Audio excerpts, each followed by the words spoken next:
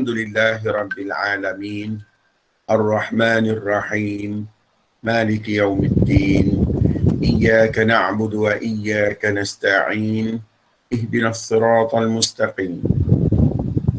Siratal ladzina an'amta 'alaihim ghairil maghdubi 'alaihim waladdallin. Amin.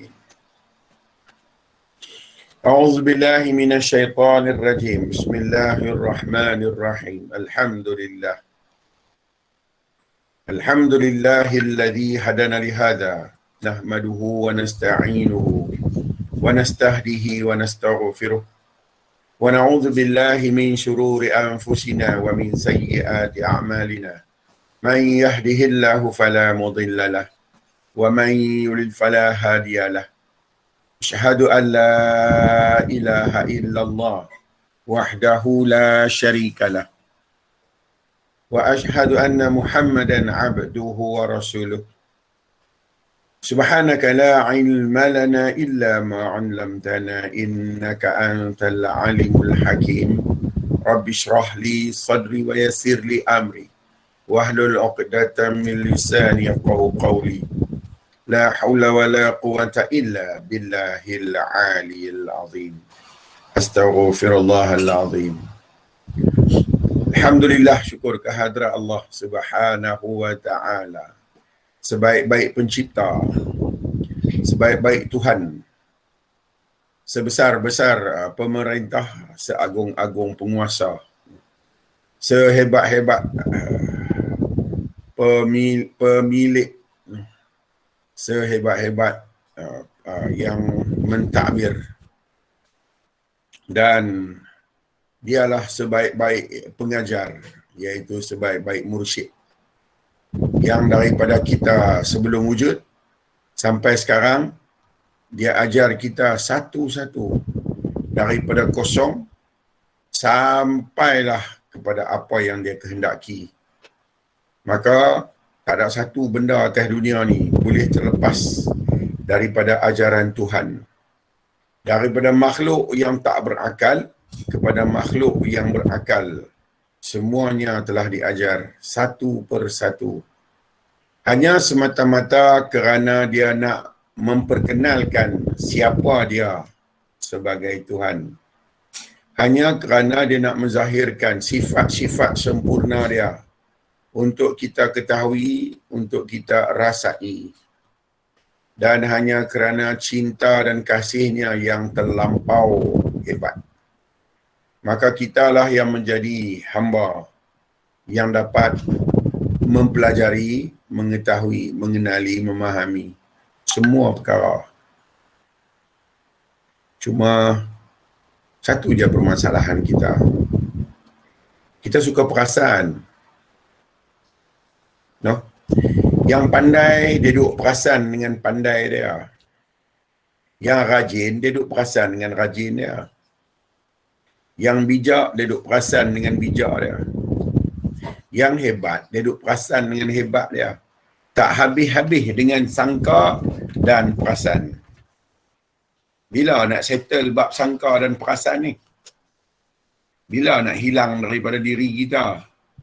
Biar betul-betul mutlak kita menjadi kenyataan bagi Allah. Lagi perasaan ni duk ada, lagi itulah kita tak pergi ke mana. Pusing ke belakang pun tak, pergi ke depan pun tak. Pasal kita banyak dengan perasaan. Kita banyak dengan perasaan, kita hadapi permasalahan yang cukup banyak. Bila kita duduk atas perasaan, nasihat pun tak mau dengar.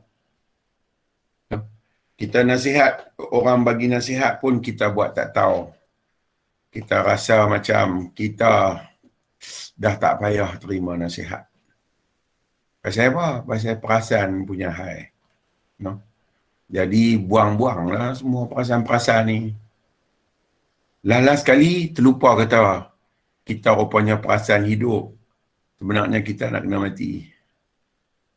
Bila perasaan hidup, banyak perkara yang kita duk rasa kita yang boleh, kita yang mampu. Buang-buang lah. Sekejap lagi kita yang nak menyelesai. Moga kita jadi orang yang senantiasa berada dalam lindungan pertolongan Allah. Masih dengar ke kipas ni, Li? Okey dah, okey dah. Okey.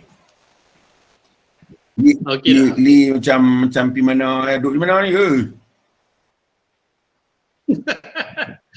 Sini problem sikit Ustaz, blackout. Okey. Jadi orang Okey, hutan jom. aku tu lah. Buat macam mana? Baik. Mai kita baca buku. Baik, jom.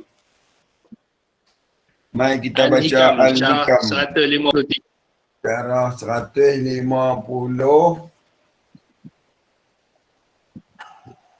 50 berapa? 153. Baik. Nak kena agak ni pujian-pujian ni. Silakan Ustaz. Bismillahirrahmanirrahim. Kata Syekh Ahmad Ibnu At'illah Al-Sakandari. Kata dia, An-nasu yamdahu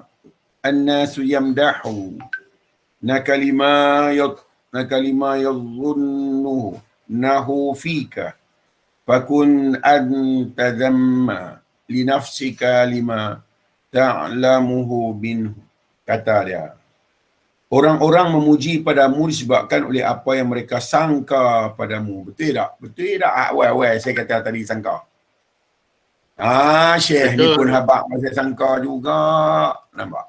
Kita sangka kita pandai dan orang puji kita atas apa orang sangka. Yang dia kenal betul, dia tak tahu.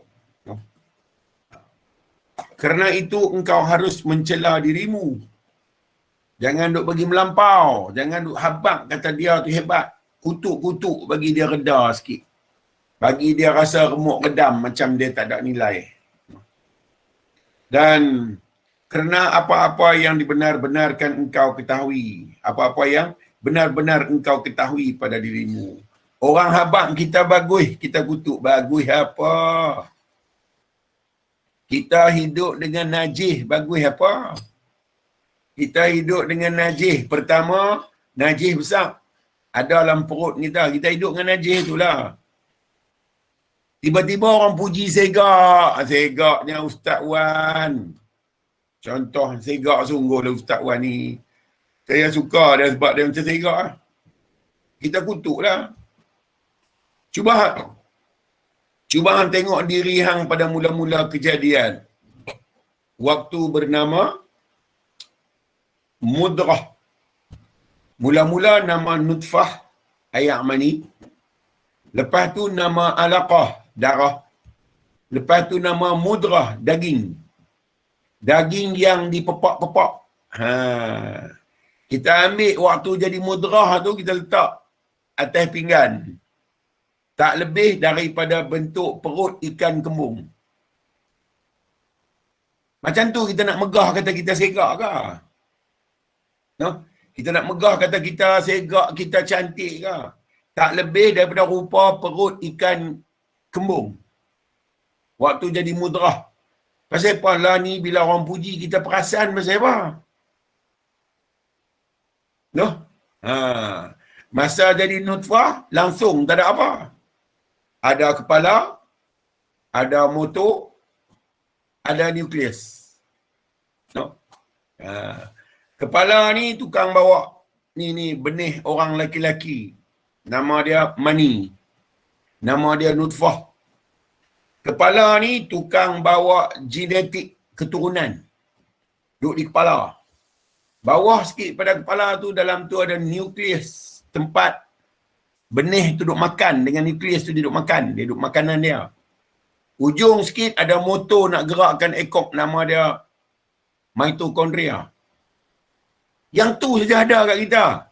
Hari ni keluar, boleh satu keluar universiti, baca buku banyak, baca kitab banyak, ngaji banyak, perasan kata pandai. Walhal, lupa ke? Tuan-tuan tunggu waktu kalam tak boleh keluar lagi. Waktu kalam tak boleh keluar, waktu jahil mai balik kat kita. Tuan-tuan tunggu waktu tu. Siapa ajak pun tak erti lah. Tuan-tuan tunggu. Dia mesti sampai time tu. Siapa mai ajak dekat kita pun kita tak erti lah. Pasal apa? Asal balik asal.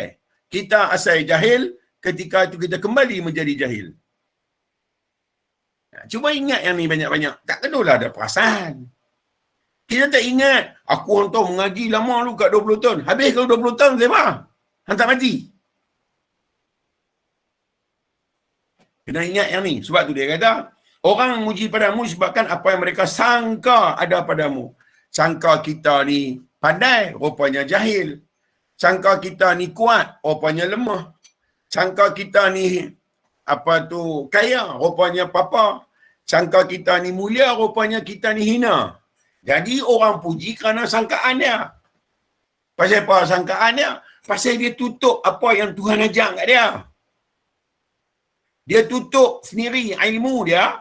Apa yang Tuhan ajar dekat dia, kata kita ni asal-asalnya 4. Tuhan ajar semua orang yang ni, tapi dia tutup. Dia tutup pengetahuan tu dengan dia punya sikit ilmu.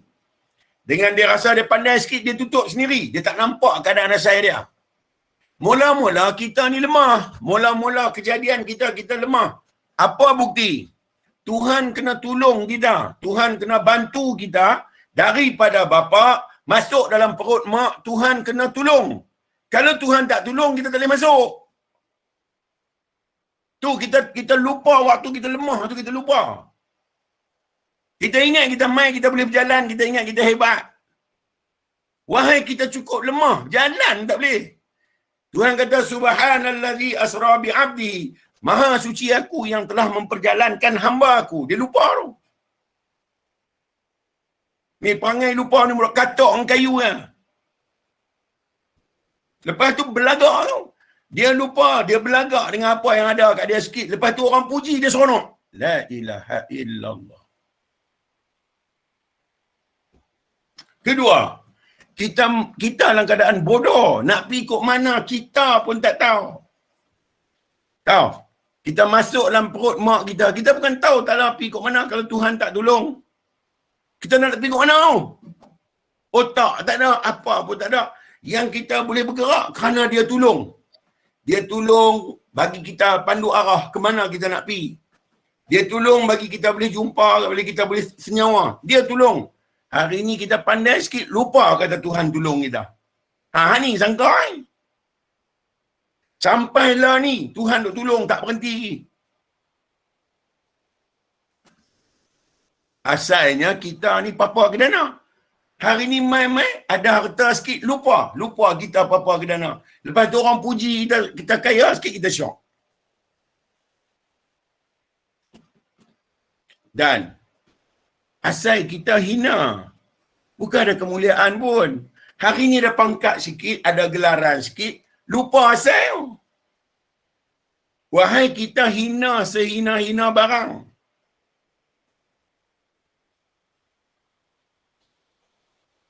Benda bernyawa yang lain pun kena mati. Jadi bangkai. Tapi tak seburuk bangkai manusia. Orang benda hidup lain pun mati busuk. Tapi tak sebusuk bangkai manusia. Pun kita lupa. Kita lupa, kita sangka kita hidup dan kita sangka kita hebat. Hebat dengan pakaian, hebat dengan harta, hebat dengan duit ringgit, hebat dengan anak-anak, hebat dengan pekerjaan, hebat dengan amalan. Kita lupa diri kita yang sebenar tu apa. Inilah menjadikan orang itu beranggapan atau bersangka-sangka. Iaitu waktu persangkaan orang dekat kita, kita harus duduk dalam keadaan tengok diri, belek diri kita elok-elok. Cuba perhati elok-elok diri kita ni asal macam mana? Asal jadi ni macam mana? Bila dah jadi ni kedudukan sekarang ni macam mana? Sampai kita nak boleh seronok bila orang puji, seronok bila orang sebut. Sebab tu pelakuan solat melarang kita berbangga. Pelakuan solat ni dia sujud. Sujud tu melarang kita jadi orang yang berbangga. Dia tak bagi. Pasal asal kita bukan macam tu. Kemudian, dia kata, harus mencela dirimu kerana apa-apa yang benar-benar engkau ketahui pada dirimu. Apa yang kita tahu? Bodoh, lemah, hina dan fakir. Yang ni kita tahu tentang diri kita. Jadi kalau orang puji yang tak bersesuaian, kutuklah sikit, habang ada. Jangan duk perasan. Hang tu siapa? Anak perasaan pasal apa? Kemudian, dia cerita, jangan sampai engkau tertipu oleh pujian orang-orang yang tidak mengetahui hakikat dirimu. Janganlah sampai seronok orang puji, dia bagus. Hang tak tengok hak betul. Tuhan tunjuk ke hang tutup, cuba hang buka betul. Tuhan dah buka ke hang nak beritahu supaya hang tak duduk dalam keadaan yang salah bagi asal kejadian. Cuba hang tengok diri yang hang tengok dan diri hang sendiri. Hang tengok elok. Tang mana silap sampai hang nak kata elok. Sebab tu, dia buat diri kasar. Noh. Dia buat diri kasar supaya sifat kita jadi hamba tu kekal. Tuhan boleh buat saja diri-diri yang tak ada, yang tubuh kasar, dia boleh buat je. Tapi tak bernilai hakikat hamba. Melainkan bila dia tengok sebenar hakikat diri dia pada zahir. Sebab tu dia buat tu. Tuhan boleh buat saja kita semua macam malaikat. Boleh je, tak ada masalah. Tapi tak bernilai untuk kita. Melainkan ketika dia memperkenalkan diri kita yang sebenar, baru nak seronok kita jadi manusia yang cukup takut. Baru nak seronok kita jadi manusia yang cukup sedih. Rasa leceh, rasa hina. Pasal apa? Tahu keadaan sebenar diri kita macam mana. Sehingga seolah-olah merasa sudah sempurna dan merasa layak dipuji. Tuhan bubuh terus kat kita hari-hari. Kita wajib berkata, Alhamdulillahirabbil alamin. Segala puji hanya layak bagi Allah, pentadbir bagi sekalian alam. Dia tak bagi siapa-siapa pun puji, dia tak bagi kita seronok kena puji. Dia haramkan awal-awal lagi. Dan kita selalu baca, Alhamdulillahirabbil alamin. Segala puji hanya berhak diterima bagi Allah, pentadbir bagi sekalian alam. Jadi kalau kita kenal hari ini, kita faham sangat dah hari ini tentang apa itu puji, waspada dan hati-hati. Jangan nak seronok tuan-tuan, ini bahaya yang menimpa kita atas pujian. Kerana kita sebenarnya sangat-sangat tak layak dipuji. No? Tapi jaga, yang itulah, pujian itulah senjata besar bagi iblis nak menjahanamkan kita. No?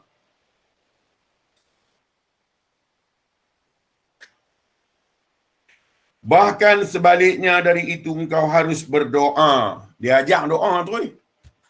Allahumma ja'alni khairan mimma yadhunnu nawaghfir li ma la ya'lamu nawala tu'akhizni bima yaqulu.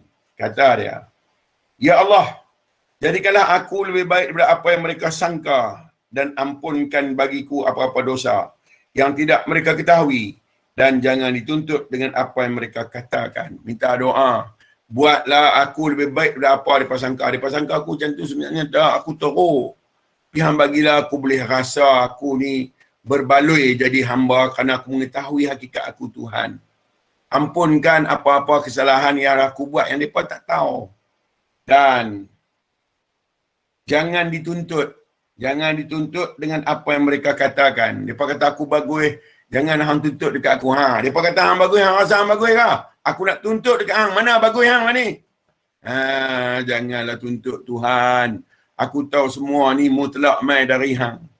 Bukan mai dari aku Tuhan. Jangan tuntut barang yang aku tak mampu nak bagi. No? Dan siapa yang merasa senang dengan pujian orang terhadap dirinya, bererti dia telah mengizinkannya, iaitu memberi kesempatan kepada syaitan untuk masuk dan merosakkan iman dan fikiran dia. Jangan seronok kena puji. Cepat-cepat buat balik puji tu. Alhamdulillah. Orang puji, cepat-cepat awak balik puji tu. Alhamdulillah. Awak balik kat Tuhan dia. Jangan duk pakai pasal kita tak ada apa. Semua benda tu barang Allah Ta'ala punya. Jangan piduk pakai. Jangan seronok dengan tipu daya setan. Okey? Okey. Mai, habis. Mai, kita bersembang pula. Okey. Ha, Ya, tanya silakan. kan? Ha, Luqman, nak tanya apa? Muka je nak tanya. Tak adalah, saya macam teringatlah Ustaz cakap. Lagi kita kita nak hancurkan seorang tu kalau kita jahat lah, kita puji dia banyak. Itulah saya teringat. Puji. Nak bagi anak-anak jadi hebat pun puji. Puji dengan cara yang betul. Dia pun cepat membangun. Dia cepat hebat, dia cepat jadi hebat. Tapi puji dengan cara yang betul. Jangan merosakkan dia dengan puji-pujian. Right. Saya Tuhan tutup dengan keji dan Tuhan tutup dengan penghinaan. Jadi tak usah bangga. Langsung tak usah bangga. No, orang nu kutuk, orang ni keji, orang nu kata gitu. Jadi kita tak dan nak rasa hebat. Sebab kutuk mai kiri kanan depan belakang tuan-tuan. Lega sikit.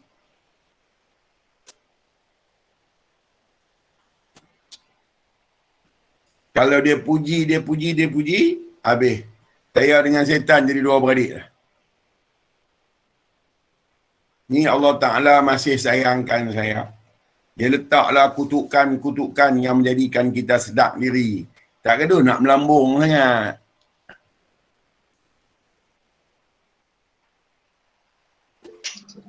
Ya Azmir, silakan. Ya, silakan.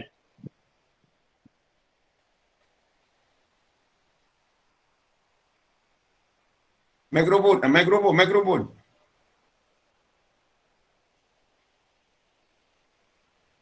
Tak dengar apa? Azmi, mikrofon. Macam soalan sunyi dan senyap. Kacau soalan macam ni. Tak dengar apa lah Azmir. Okay, next. Rosak. Okey, nanti tak rosak tanya. Okey. Ustaz dengar tak saya ni? Oi, Ghazali dengar terang, cerah menerang macam gunung belakang kena cahaya mentari. Okey Ustaz. Cerita sikit apa dia yang kata puji sebenar-benar ni Ustaz. Puji ni suatu pandangan, suatu pengetahuan, suatu penyaksian yang sangat terang kesempurnaan dia. Penyaksian yang sangat terang kehebatan dia. Maka tu puji. Cuba tanya diri kita, sempurnakah? Sebab tu dia kamiak dua-dua. Satu rohani, yang sempurna ni rohani. Dia tak bagi nampak supaya kita tak kagum. Dia bagi jasmani. Jasmani dia bagi nampak hebat. Tapi dia letakkan kecelaruan. Jadi tak boleh dah nak puji masa tahu celaru. Yang enggak rohani, dia hebat sungguh. Tapi dia tutup, jangan bagi nampak. Tidak sekali Tuhan pun kita lupa. Itulah puji. Suatu penyaksian kesempurnaan yang sangat jelas. Tu puji. Maka, mana ada suatu yang sangat jelas melainkan yang bernama Allah. Dia letaklah yang jelas indah tu pada hamba dan manusia. Dia tunjuk pada manusia, dia lapik dengan keburukan. Jadi manusia tak layak dipuji. Pasal apa? Buruk. Wahai, kalau balik pada kehambaan dia, memang dia berhak dipuji. Okey Ustaz, kalau macam tu Ustaz, cuba Ustaz rendangkan sikit yang kata Muhammad tu asal dia daripada perkataan yang puji, Ustaz, yang terpuji. Okey. Tempat puji Ustaz. Silakan Ustaz. Rendang ni dua pokok, satu pokok ceri, satu pokok ketapang. Ni kita ambil rendang pokok ceri, pasal rendah sikit, letak meja bawah dia. Okey?